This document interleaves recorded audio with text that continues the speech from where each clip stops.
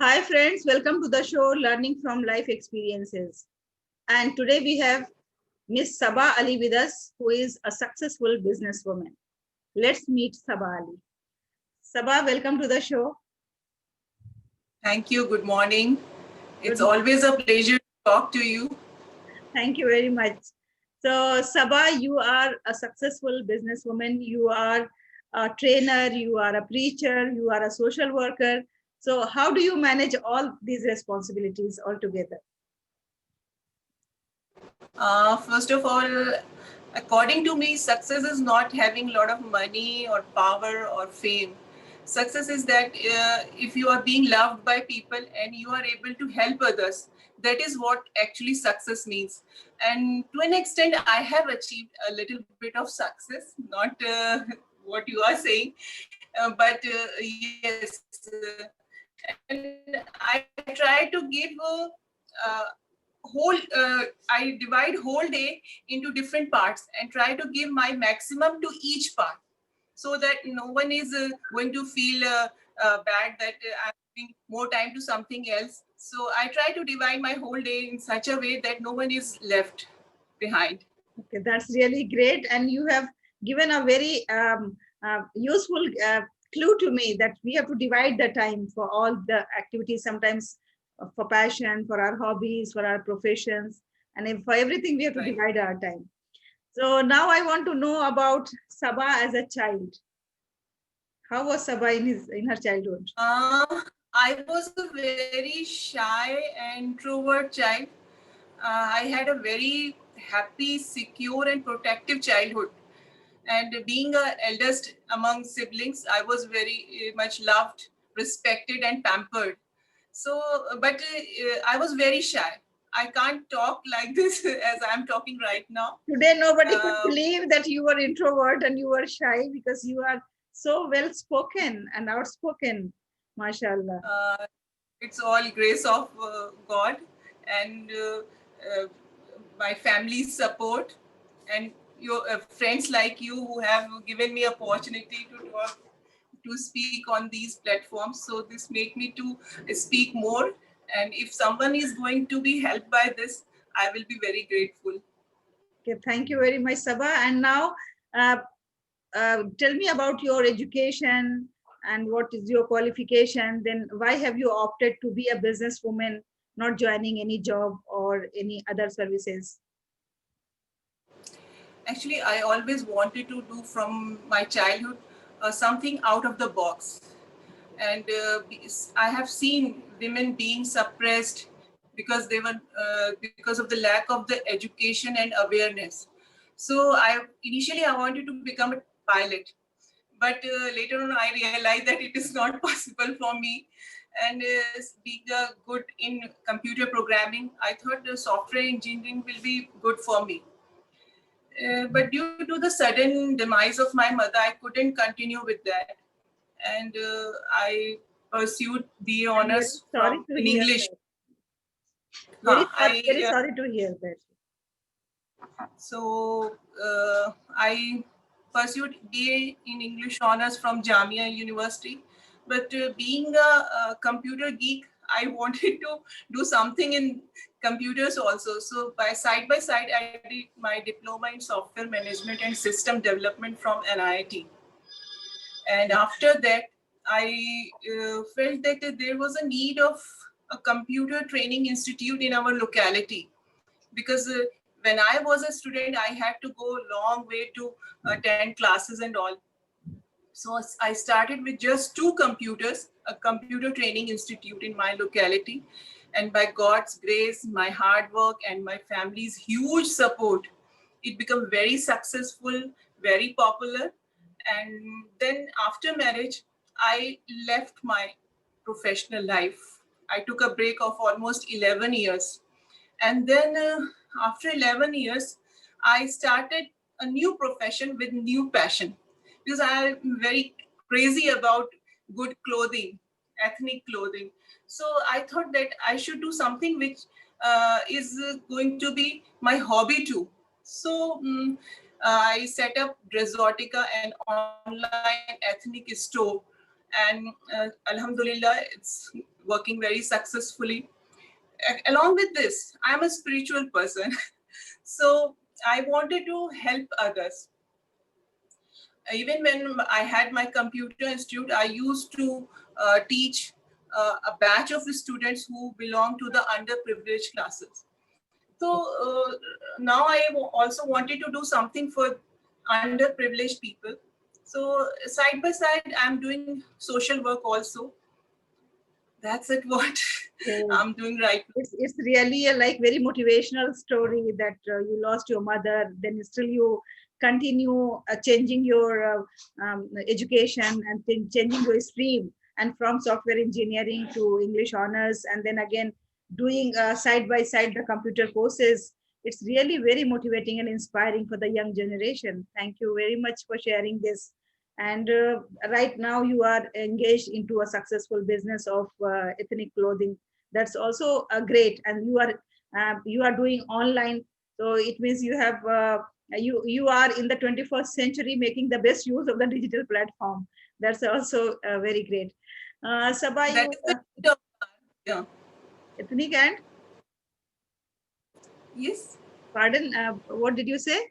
I'm saying that it is the need of the hour, because Yes, now it that's true. basically is during COVID times we can't go out for shopping, so people are buying online. Moreover, now no one has enough time to go and search in the thousands of products in the market, so it is convenient for everyone to buy online.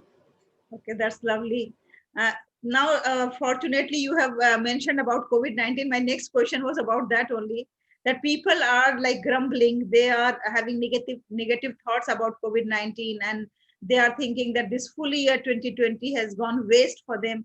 How Sabah is looking at COVID-19? Everything has a positive and negative aspects, and I look things in positive aspects. And for me, COVID-19 is has some benefits and some disadvantages also. And I look for the benefits, because during this time I learned how to interact with people online using different tools. Otherwise, you used to go somewhere and we used to spend so much of time in going, and then sometimes people are not comfortable. So Yes. I think I learned how to interact with people in this. Moreover, I learned different recipes, cooking, because I'm not very fond of cooking. But during this time, when everything was locked down, I learned cooking. And one of the most important thing, which I used to think it is impossible for me to work without a help. And during these lockdown and all, I learned to work without help. Now, even if my help is not there, I can work. Oh, So that's this is that's what I. really like something very like useful. Because these maids and all, they are always Yeah, giving us lots of troubles. At times they will be absent without right. any information, and that day is a horrible day when we come to know maid is not coming. Then we think what to do. But But uh, yes, good that during COVID-19 they started but working. now I'm really. I have started working now. I don't get worried when my maid called me and said, "Baji, I'm not going to come today." I said, "Okay, no need to come. I will do it myself."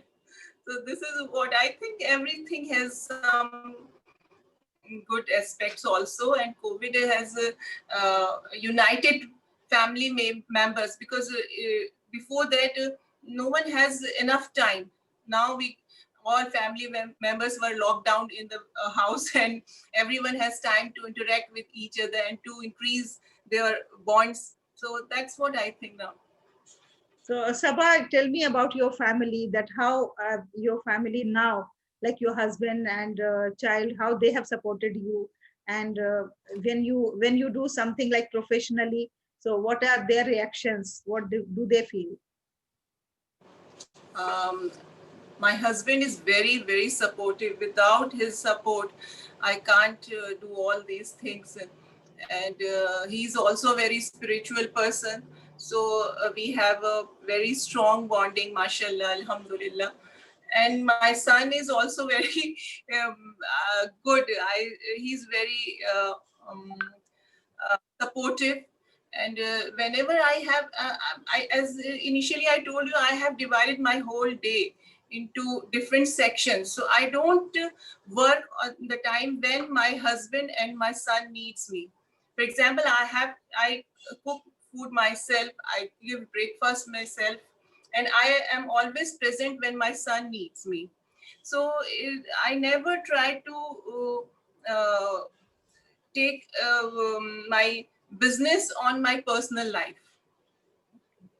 That's really a great message for today's mothers, that when family requires, we have to give the priority to the families, and then the work Right. comes after that. Yes, that's really great. Now, Sabah, what is your message for the new generation, especially to the girls? And from your life experiences, what have you learned and what you want to convey to this generation? Actually, I'm optimistic about new generation. It's not that people used to say new generation is so bad and they are not doing this and that. It's not that. But the thing is, one of the most important thing is that today's generation is lacking moral values. True. And if we have seen industrialization, we have seen globalization, but now we need to develop good human being. We need development in our own selves. And if we want to change the new generation, or we want something from the new generation, first of all, we have to change ourselves. Because if we want to see some change in the new generation, we have to change ourselves first. And the message for me, for the new generation, is that we have a very great expectations from them. And I want to convey that they should do something which they are passionate about. For example, parents pressurized kids that they should do engineering, they should go for doctor, or they should do this and that. But I think that children should do what they are passionate about it. And there are many more fields they need to. They should not limit themselves to one particular field. They should explore new fields, like there is anthropologist they can become, and they can become a sports person, because in our country the stage of sports is at very infant stage. So they can go for sports, they can go for arts, and there are many more fields, because we don't need workers now. We need people who can create jobs, because there are already so many workers. When we create engineers, we are basically creating skilled workers. Again, after getting a degree, they are looking for the jobs. So we need people, we need new generation to explore new fields and generate new jobs. Instead of approaching for jobs, they should create jobs. That's really a great idea, because this is the time when everybody has to think about others, not only that I should get a good job and then I should enjoy my life and let the people go to hell. So instead of that, we have to think that how I can benefit myself along with others, and I can benefit others as well. So it was I nice want to say talking to you. Yes, just one thing, that we have become very well self-centered. We have become very selfish. We just want money, power, fame, everything for our own self. We don't think about others. If we start thinking about others, then definitely the change will come in the entire society and in the whole world in the future, inshallah. Yes, this idea is such a noble idea that we have to think about others as well, not only for ourselves. अपने लिए भी जिए तो क्या जिए, तू जी at दिल जमाने के लिए. So Sabah, thank you very much. It was very touching and very lovely interview. And may God bless you always, and may all your dreams come true. With these prayers and dua, I say bye-bye to all the viewers also. And if you want to contact Sabah, please write in the chat box and write in the comment.